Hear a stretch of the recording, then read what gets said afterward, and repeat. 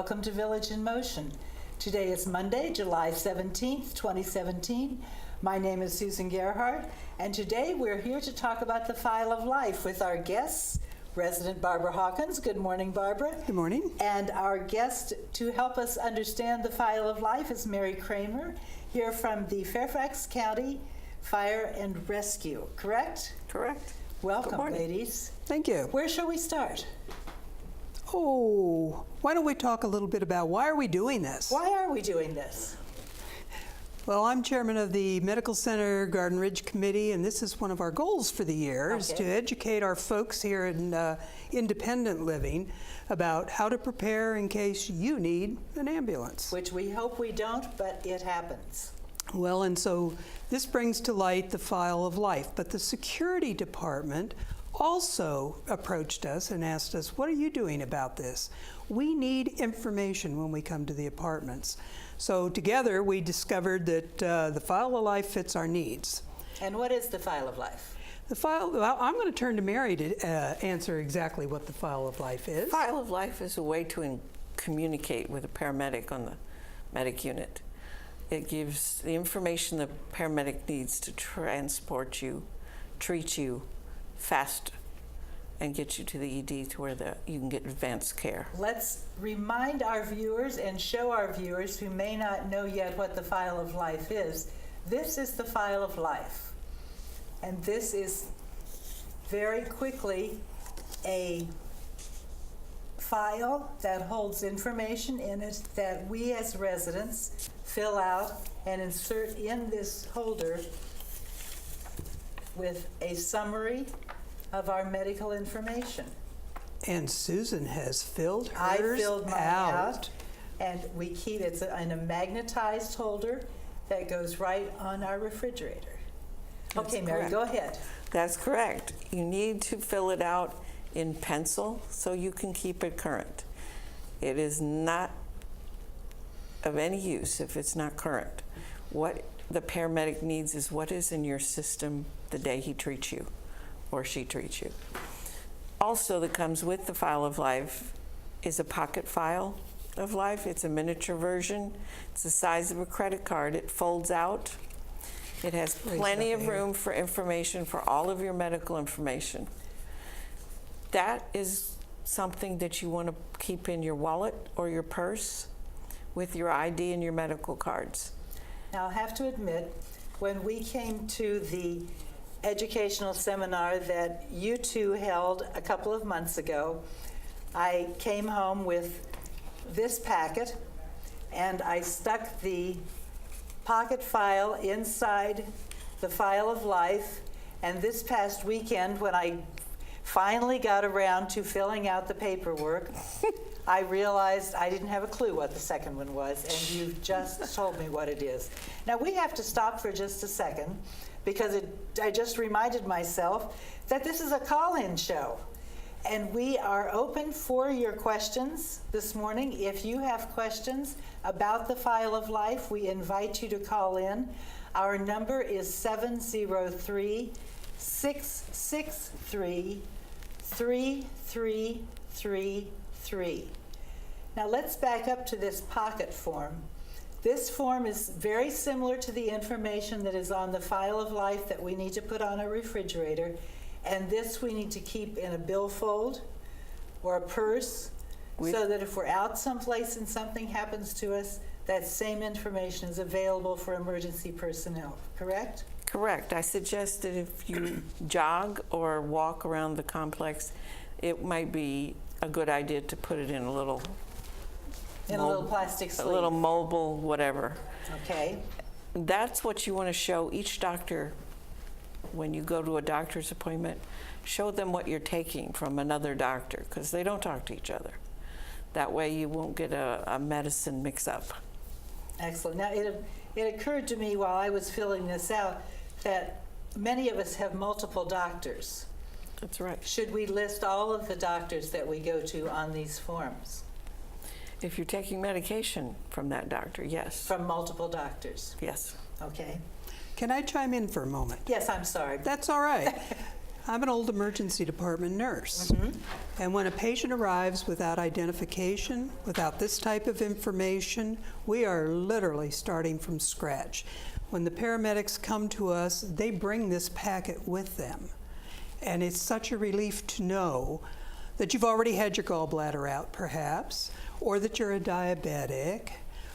It gives us just a hint of information. If it's next to your driver's license or your identification card and your insurance card, the receptionist is always happy to fill out the insurance information, but we want to notify the next of kin, and the next of kin is on that form. It's just such a time saver to get the right treatment started faster. Makes things move much more quickly. Much faster. Saves your life much more quickly. We hope so. Yes, or maybe saves your life, period. It very well might. It helps us to know what medications you're on, what complex entities can occur as a result of that. If you come in with a droopy mouth and a droopy face and a droopy arm, did you have a new stroke or an old stroke? We need to know that kind of thing. So it's of no value if you don't fill it out. How many of you attended our last seminar and haven't filled it out yet? And that's a good point. We were just asking here in the studio. And Don't name names. I won't name names. Let's say we asked 2 of our 3 camera people. One of those 2 camera people had filled his out, and the other one plans to start on hers any moment now. But one question that she asked, and it was a very good question, and I know I had that same question filling this out, and the recommendation is to fill it out in pencil, but I officially, and anyone who knows me will agree that I have the world's worst handwriting and kind of a shaky hand in filling things out. And I wondered as I was filling it out, could I do this on the computer? And so that it could actually be more easily read. Mary, what's the answer to that? There is a form online that you can print out, or you can fill out and then print out and use instead of the card that's in the File of Life magnet. It's online, and you can find it under the Fairfax County Fire and Rescue. educational topics. Unfortunately, we scrambled around here, and we hoped we could find that location for you, and we were unsuccessful in doing so, and it would probably be too long to read here anyway. Yeah. But we will have that available for you at the next seminar on this topic, the date of which we will be giving you in just a moment. But even if you didn't have that fancy online form, I could take this same information and put it on a sheet of paper and do Type that it on up, my computer, and it would be there and available. Yep. As Barbara told us when we were talking about this earlier, the important part is the information. That's right. We have a plan B for those of you that do have lousy handwriting, or you have tremors, or you are low vision. The Medical Center Garden Ridge Committee has a group of volunteers, along with some folks from the security committee, that will meet with you and assist you in filling it out. We'll fill it out for you. We have a handout to give you prior to that with exactly everything you need. It's in a large font print so that you can read it. Or you can have one of your children or your neighbor or your caregiver assist you in filling it out. It's important to gather this stuff. Let me tell you just one thing. Okay? When the ambulance folks arrive at the ER with a grocery bag full of pill bottles, and believe you me, it happens, we are wasting total time trying to figure out what you're taking, what you took 10 years ago because the pills are outdated, et cetera, et cetera. We need this information. We're here to help Green Spring residents get this down pat. So if you're a resident that is thinking, oh, I can't fill this out and I don't want to ask for help, and my children are too busy, and my daughter said she'd come over someday, but I hate to ask her for help. You are so good. But don't hesitate to ask for help. Whether, like you said, whether you're hard of hearing or you're low vision or you just have a shaky hand, ask for help. There are people here to assist you. And how can I find those people, Barbara? Well, my name and number has been published in the Villager. It was the June version, yes. And if you haven't got it handy, you can pick it up somewhere or go online to the Village Bridge and print it. Front desk has been handing out my telephone number. I think I And- saw it on a bathroom wall. No, maybe not. Ooh. I'm sorry. That's all right. There are a number of folks that know who I am and refer to me, and if you call me, I will get back to you, and we'll find a way to assist you. So you have a team of people who We are ready do, to and help. if you can do it yourself and you don't have the form, I will personally educate you and get you the form. Meanwhile, we are going to have another seminar. And a new seminar, we had how many people did you tell me that you estimated came to the last seminar? We think it was close to 500. They kept adding more and more chairs. We had to slow down the start in order to get everybody in. It's one of the largest turnouts Hunters Crossing has ever had. It was an amazing seminar. The two really of you was. did a wonderful job with Thank it. you. And the next seminar is going to be October 26th at Hunters Crossing Conference Center. October 26th, and do we know the time? Yes, 10 a.m. At 10 a.m., October 26th, Hunters Crossing Conference Center. Even if you came to the last one, it would not be bad to repeat. If you maybe came in, there are a lot of people I know came in late and missed some of the introduction. So if you'd like to come again, you're welcome to come again. If you missed that one, please come to this one. Put it on your calendar now. So many folks who have called me have said, oh, I missed it because I had a doctor's appointment. Boy, those doctors were busy that month, but now you know the day and time well in advance. So That's good. write it down now on your calendar. I want to ask you about something else relative to this. So I have this hanging on my refrigerator, or I could have it on the back of my front door also. Right. And this is a magnet. Now, within this information, it talked about having a copy of a do not resuscitate order, if you have one. That has to be signed by a physician. It's not something you write. Now, I have some other papers that I also have hanging on my refrigerator, and maybe you can tell me whether these are good things to have there. One of them is a living will. One of them is a health care power of attorney. And the third one is a authorization for release of health care information. Those are wonderful documents to send with you to the emergency department, but please do not send your originals. Make These copies. are photocopies. Once you've given up that original, then you got to start all over again. And to have this is just wonderful information for all of us. A living will is not the same thing as a do not resuscitate order. That is correct. So everyone should understand that. I have these just in a plastic sleeve, and I have them clipped with a big clip and magnetized right to my refrigerator beside the file of life. And do you have the same set for your husband? I do. Good. So they're both hanging right. We have a really messy refrigerator, but everything is right there, and hopefully we will not need them anytime soon, but if we do, they're there. Did you know that there are people here in Green Spring that I have spoken to that have all of this, but have not given it to the person who is ultimately responsible for them? And that's a very interesting point. So make sure you have a copy to go with the EMS personnel, and a copy your family member or your next of kin or whoever you've identified as to who to be notified in case of an emergency Very good should point. have a copy of this. And when I had these updated recently, I mailed them to the right people. Good. We have a telephone call. We do. Caller, please tell us your question.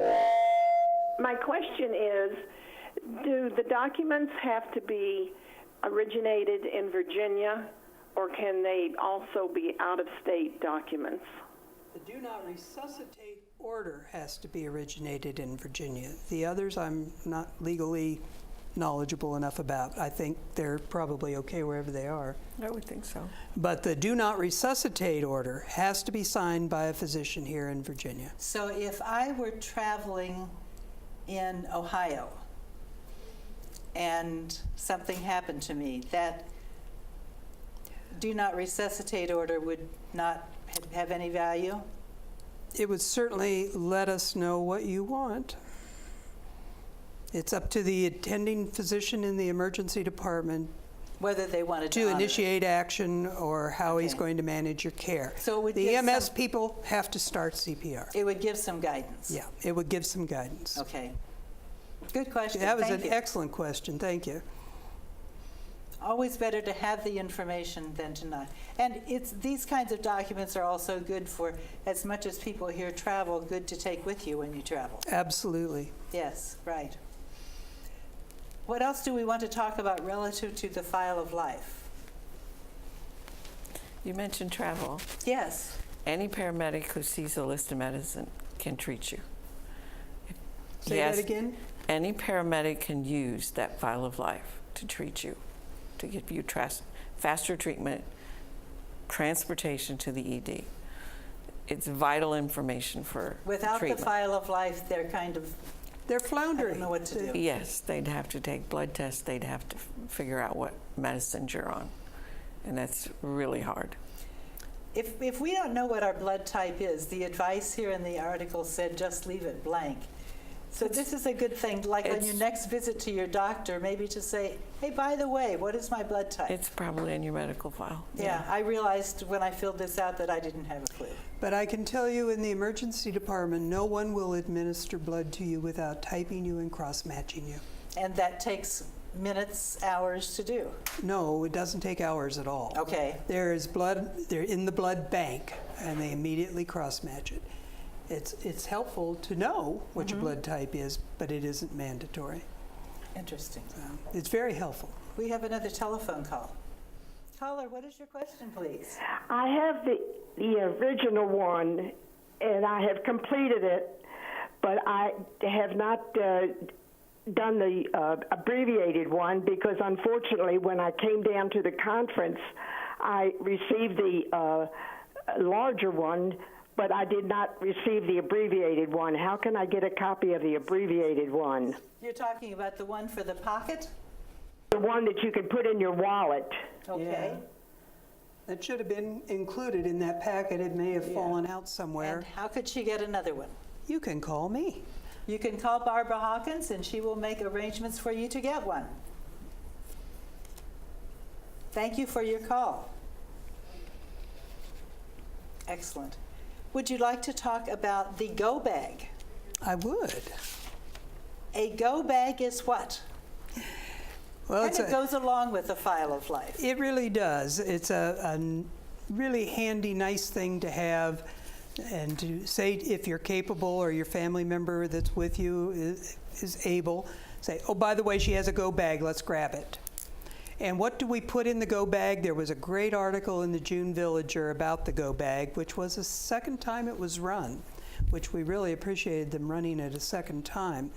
And it gives you some suggestions about what you might like to have when you get to the hospital. They'll give you a toothbrush, and it's a horrible one, and they'll give you a this and a that and a nightgown, and they'll give you some slipper socks. But depending on what you're going to need, I have to have the charger for my cell phone. Do I have a spare charger to put in my go bag? I do. I have to have a charger for my iPad. Well, what are you going to the hospital for? This isn't a vacation, you know. But maybe I hurt my hip. Maybe I didn't have a heart attack or a stroke or what have you. House coat, a nightgown, or pajamas. For men, shorty pajamas are really nice in a hospital as opposed to that god-awful gaping backless gown. It's right. horrible. And I personally like my own toothbrush. How about a comb and a brush? How about a lipstick? I don't know. You decide what's to go in your go bag. We do have an article with some suggestions, but whatever you think you might need. Well, I only have one pair of slippers. We'll go buy a pair of hard-soled slippers at Walmart and put them in your go bag. Hospital floor is the dirtiest place in the world. You don't want to go barefooted, and you don't want to wear socks and climb back in bed with those socks. But you don't want to have to bend over and work hard to get it on your foot either. And that's a good point also. Put it in a plastic bag and stick it in your go bag. You can make a go bag that's no bigger than that. And I have a friend who says she keeps it right where her chargers are, and that's where her purse is. Many times when the ambulance guys come, they know the hospital needs the ID and the insurance card, and they'll say, do you need to take your purse? Or a relative may grab it and come with you. So It's So the bare this could be necessities. just in A book to read, a tablet, a piece of paper to write telephone numbers Just in a on. large Ziploc bag. Anything, Right, anything. yeah. I'm looking at what else was in the article here. Oh, this is a crossword puzzle, a book or something like Yeah. that. We would all like to think that we were going to feel good enough to want something like that. Lotions, if something like that. It says here dollar bills and quarters if you'd like a volunteer to get you a newspaper while you're there. You just don't know. This is a great article, and it's available on the Village Bridge, Right. the website. If you missed the June 2017 Villager, There you go. or 3 years away, we all got one. But that's an excellent, We'll thank Judy An Watson for excellent that. idea. She developed that. well, That's she great. did a very good job with it. She's Yes. been to the hospital before herself, and so she learned. So, And none of us look forward to having to go in that kind of a situation, That's but right. it could happen to any of us. Right. So we have coming up here on October 26th, another seminar about the file of life.